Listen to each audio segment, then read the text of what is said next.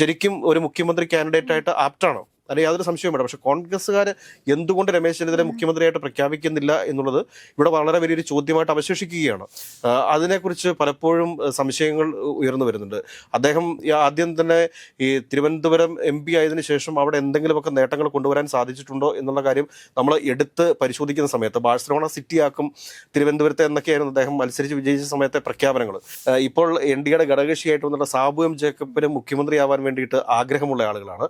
അപ്പോൾ രാജീവ് ചന്ദ്രശേഖരോ അല്ലെങ്കിൽ ഈ പറഞ്ഞ സാബു M ജേക്കബോ ഈ പറഞ്ഞ K സുരേന്ദ്രനോ ഒക്കെ വരും ഈ ഒരു തെരഞ്ഞെടുപ്പിൽ അവർക്ക് പ്രത്യേകിച്ചൊരു റോൾ ഉണ്ടാകും എന്നെനിക്ക് തോന്നുന്നില്ല. അതുകൊണ്ട് തന്നെ VD സതീശൻ മുഖ്യമന്ത്രി ആയി കഴിഞ്ഞാൽ രമേശ് ചെന്നിത്തല സത്യമായിട്ടും അദ്ദേഹത്തിന് ഒരു ദിവസം പോലും സ്വസ്ഥമായിട്ട് കസറിയിരിക്കാൻ വേണ്ടിയിട്ട് അവസരം കൊടുക്കത്തില്ല.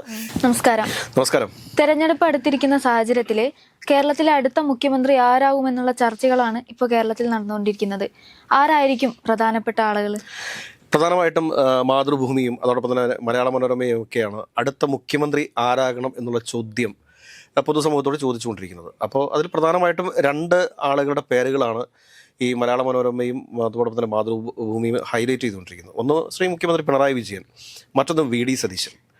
അപ്പോൾ VD സതീശൻ മുഖ്യമന്ത്രി ആകണമോ എന്നുള്ളതിനെക്കുറിച്ച് എല്ലാവരും പിണറായി വിജയനേക്കാൾ കൂടുതലായിട്ട് ആഗ്രഹിക്കുന്നു എന്നാണ് മലയാള മനോരമയും മാതൃഭൂമിയും പറയുന്നത്. അത് ആര് പറയുന്നു എന്നുള്ളതാണ് പ്രാധാന്യം.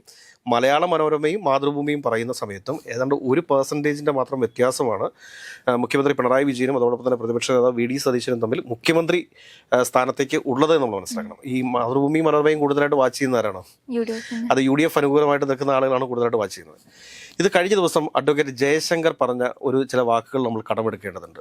5 വർഷങ്ങൾക്ക് ശേഷം ജയശങ്കർ വക്കീലും ആ പോഡ്കാസ്റ്റ് നടത്തിയ ആളും കൂടെ ജീവിച്ചിരിക്കുകയാണെങ്കിൽ നമ്മൾ അതേ വേദിയിൽ തന്നെ ഇരുന്ന് സംസാരിക്കുമ്പോൾ നമുക്ക് പറയേണ്ടി വരും. കാരണം കേരളം കണ്ടിട്ടുള്ളതിൽ വെച്ച് ഏറ്റവും നല്ല മികച്ച മുഖ്യമന്ത്രിയായിരുന്നു ശ്രീ പിണറായി വിജയൻ എന്ന്. അതിന് കാരണം എന്താണ് എന്ന് ചോദിച്ചപ്പോൾ 10 വർഷക്കാലം ഭരണത്തിലില്ലാതിരുന്ന ഒരു UDF സംവിധാനം അധികാരത്തിലേക്ക് വരുന്ന ഒരു സാഹചര്യം ഉണ്ടായിക്കഴിഞ്ഞാൽ ഇവിടെ എന്താണ് നടക്കാൻ പോകുന്നത് എന്നുള്ളതിനെക്കുറിച്ച് കൃത്യമായ ഒരു ധാരണ നമുക്ക് എല്ലാവർക്കും ഉണ്ട് എന്നാണ് അഡ്വക്കേറ്റ് ജയശങ്കർ പറയുന്നത്. അത് എന്താണ് എന്ന് വെച്ച് കഴിഞ്ഞാൽ അഡ്വക്കേറ്റ് ജയശങ്കർ തുടർന്ന് പറയുന്നുണ്ട്, ഇവരെയൊക്കെ നമുക്ക് അറിയാമല്ലോ. ഈ അറിയാമല്ലോ എന്ന് പറയുന്ന സ്ഥലത്ത് എല്ലാം അടങ്ങിയിട്ടുണ്ട് എന്നുള്ളതാണ് അതിൻ്റെ വ്യക്തമാവും നമുക്ക്.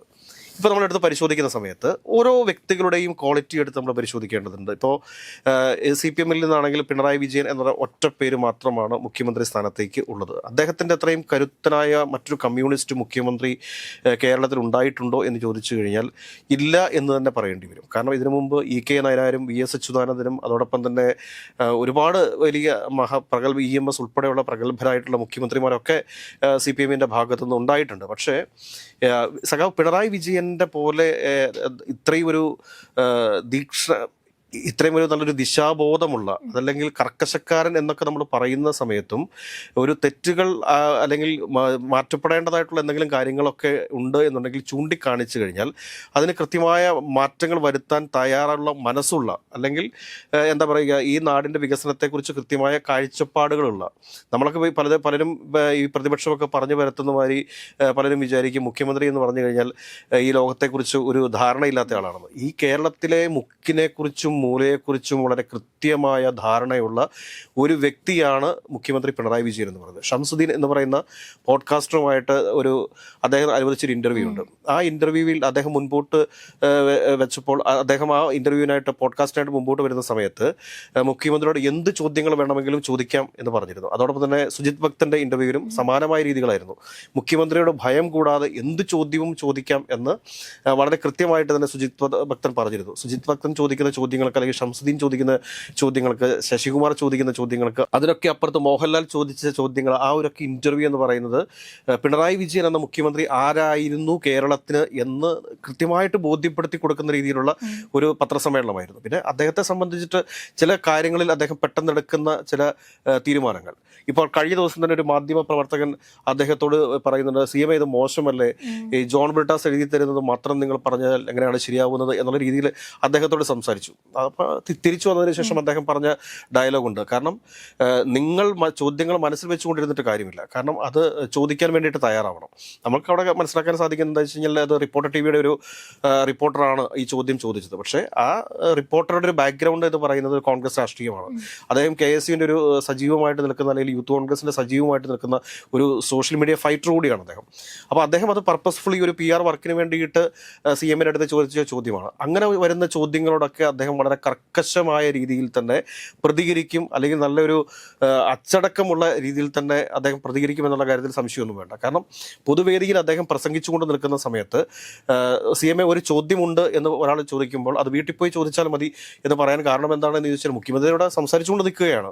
അതൊരു ചോദ്യോത്തര പരിപാടിയൊന്നുമല്ല. നമ്മളൊരു കാര്യം മനസ്സിലാക്കുക, രാഹുൽ ഗാന്ധി മറൈൻ ഡ്രൈവിൽ വന്നതിന് ശേഷം അവിടെ ഒരു ചോദ്യോത്തര പരിപാടി നടത്തി ഒരു ബംഗാളി എണീറ്റ് ഒരു ചോദ്യം ചോദിച്ചു കഴിഞ്ഞപ്പോഴത്തേക്ക് ആ ചോദ്യത്തോട് അസഹിഷ്ണുതയോടുകൂടി തിരിഞ്ഞു പോകുന്ന ഒരു രാഹുൽ ഗാന്ധിയാണ് നമ്മൾ കണ്ടത്. അപ്പോൾ മുഖ്യമന്ത്രിയായിട്ട് കേരളത്തിൽ ഇപ്പോൾ കേരള സംസ്ഥാനത്ത് തന്നെ പിണറായി വിജയനേക്കാൾ ശ്രേഷ്ഠനായിട്ടുള്ള, അല്ലെങ്കിൽ പിണറായി വിജയനെ പോലെ കഴിവും പ്രാപ്തിയും ശേഷിയുമുള്ള മറ്റൊരു വ്യക്തിത്വത്തെ നമുക്ക് എടുത്തു വെക്കാൻ സാധിക്കത്തില്ല.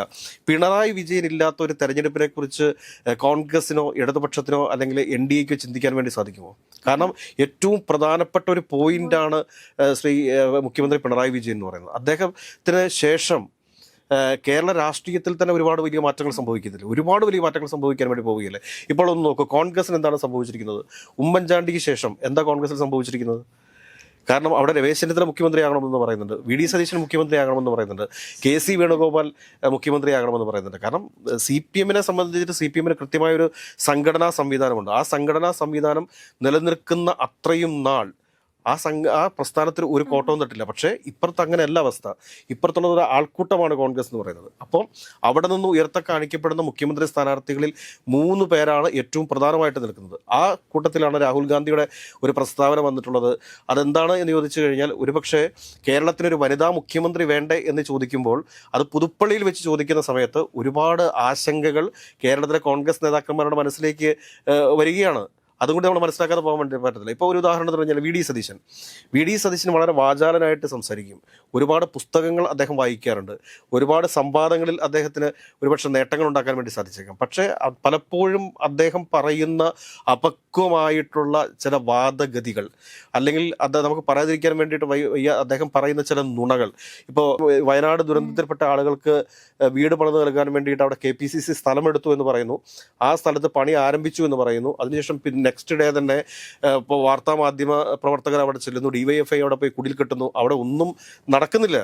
അപ്പോൾ ഇങ്ങനെയുള്ള കള്ളങ്ങൾ തുടർച്ചയായിട്ട് ഇദ്ദേഹം പറയുന്നത് ഇദ്ദേഹത്തിൻ്റെ ഒരു ക്രെഡിബിലിറ്റി തന്നെ ഇല്ലാതാകുന്ന ഒരു അവസ്ഥയിലേക്ക് പോയിട്ടുണ്ട് എന്ന് വേണം നമ്മൾ മനസ്സിലാക്കാനായിട്ട്. പിന്നീട് ഇതിനകത്ത് നിന്ന് മുഖ്യമന്ത്രി സ്ഥാനാർത്ഥിയായിട്ട് ഉയർത്തപ്പെടുന്ന മറ്റൊരു പേരാണ് രമേശ് ചെന്നിത്തല എന്ന് പറയുന്നത്. രമേശ് ചെന്നിത്തലയെ സംബന്ധിച്ചിട്ട് രമേശ് ചെന്നിത്തലയ്ക്ക് ഭരണപരിചയമുണ്ട്. അദ്ദേഹം KPCCയുടെ പ്രസിഡൻ്റായിരുന്നു, മന്ത്രിയായിരുന്നു, MP ആയിരുന്നു, അപ്പോൾ പ്രതിപക്ഷ നേതാവായിരുന്നു. അപ്പോൾ ഇങ്ങനെ ഭരണതലത്തിലും സംഘടനാ തലത്തിലുമൊക്കെ പ്രവർത്തിച്ചു പരിചയമുള്ള രമേശ് ചെന്നിത്തല ശരിക്കും ഒരു മുഖ്യമന്ത്രി കാൻഡിഡേറ്റായിട്ട് ആപ്റ്റാണ്, അല്ലെങ്കിൽ യാതൊരു സംശയവും വേണ്ട. പക്ഷേ കോൺഗ്രസ്സുകാർ എന്തുകൊണ്ട് രമേശ് ചെന്നിത്തല മുഖ്യമന്ത്രിയായിട്ട് പ്രഖ്യാപിക്കുന്നില്ല എന്നുള്ളത് ഇവിടെ വളരെ വലിയൊരു ചോദ്യമായിട്ട് അവശേഷിക്കുകയാണ്. മറ്റൊന്ന് KC വേണുഗോപാലാണ്. KC വേണുഗോപാലിനെ സംബന്ധിച്ചിട്ടും അദ്ദേഹം കേന്ദ്രമന്ത്രിയായിരുന്നു, സംസ്ഥാനത്തെ മന്ത്രിയായിരുന്നു, MP ആയിരുന്നു, MLA ആയിരുന്നു, KSUവിൻ്റെ സംസ്ഥാന പ്രസിഡന്റായിരുന്നു, AICCയുടെ സംഘടനാ കാര്യങ്ങളുടെ ചുമതലയുള്ള ജനറൽ സെക്രട്ടറിയാണ്, യൂത്ത് കോൺഗ്രസിൻ്റെ സംസ്ഥാന അധ്യക്ഷനായിരുന്നു. അങ്ങനെ ഒരുപാട് സംഘടനാ രംഗത്തും അതോടൊപ്പം തന്നെ ഭരണരംഗത്തും പ്രവർത്തിച്ചിട്ടുള്ള ആൾ തന്നെയാണ് KC വേണുഗോപാൽ എന്നൊക്കെ പറയുന്നത്. ഇതിനപ്പുറത്തേക്ക് മറ്റൊരു പേര് കൂടി ഉയർന്നു വരുന്നുണ്ട്. അത് ശശി തരൂരിൻ്റെ പേരാണ്.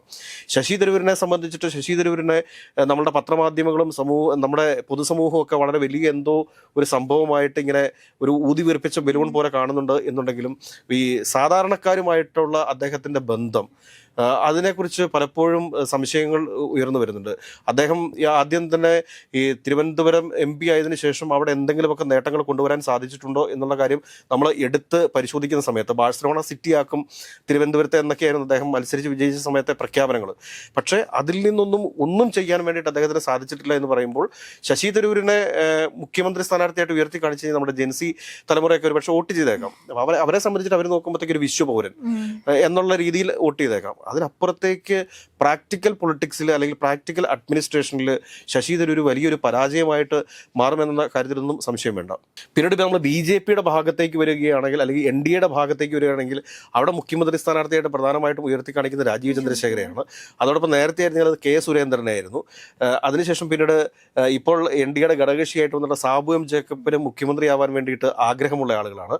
അപ്പോൾ രാജീവ് ചന്ദ്രശേഖരോ അല്ലെങ്കിൽ ഈ പറഞ്ഞ സാബു M. ജേക്കബോ ഈ പറഞ്ഞ K. സുരേന്ദ്രനോ ഒക്കെ വരും ഈ ഒരു തെരഞ്ഞെടുപ്പിൽ അവർക്ക് പ്രത്യേകിച്ചൊരു റോൾ ഉണ്ടാകും എന്നെനിക്ക് തോന്നുന്നില്ല. അതുകൊണ്ട് തന്നെ അവരുടെ ആ ഒരു മുഖ്യമന്ത്രി സ്ഥാനാർത്ഥികളെ കുറിച്ച് നമ്മൾ കൂടുതലായിട്ട് ചർച്ച ചെയ്ത് പോകേണ്ട കാര്യമില്ല. നമുക്ക് അവസാനം നമ്മളുടെ ലഭ്യമാകുന്ന വിവരങ്ങൾ വെച്ച് നോക്കിക്കഴിയുമ്പോഴത്തേക്ക് നമുക്ക് മനസ്സിലാക്കാൻ വേണ്ടിയിട്ട് സാധിക്കുന്നത് ഏറ്റവും ഒടുവിൽ ഏറ്റവും കുറഞ്ഞത് 78 സീറ്റുകളെങ്കിലും നേടി LDF തന്നെ വീണ്ടും അധികാരത്തിൽ വരുമെന്നും മുഖ്യമന്ത്രിയായിട്ട് നിലവിലത്തെ മുഖ്യമന്ത്രി പിണറായി വിജയൻ തന്നെ സത്യപ്രതിജ്ഞ ചെയ്യാനായിട്ടുള്ള സാധ്യതകളാണ് കൂടുതലായിട്ടുള്ളത്.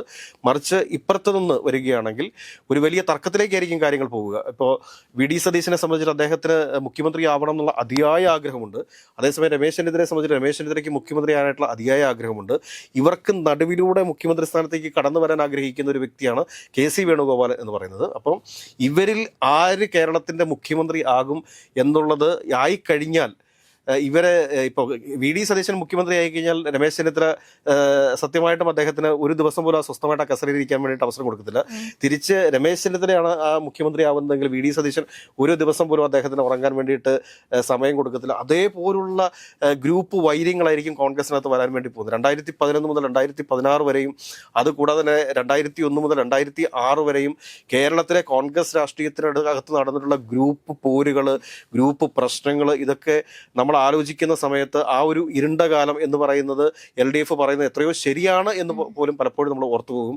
അതുകൊണ്ട് കേരളത്തിലെ മുഖ്യമന്ത്രി ആരായിരിക്കും എന്നുള്ളത് വളരെ വലിയ പ്രസക്തമായിട്ടുള്ളൊരു ചോദ്യമാണ്. അവിടെ ഏറ്റവും മുൻപന്തിയിൽ നിൽക്കുന്നത് പിണറായി വിജയൻ തന്നെയാണ്. അതിനുശേഷം VD സതീശനും രമേശ് ചെന്നിത്തലയും ഈ പറഞ്ഞ KC വേണുഗോപാലും ഒക്കെ മുഖ്യമന്ത്രി സ്ഥാനത്തേക്ക് പരിഗണിക്കപ്പെടുന്ന ആളുകളാണ്.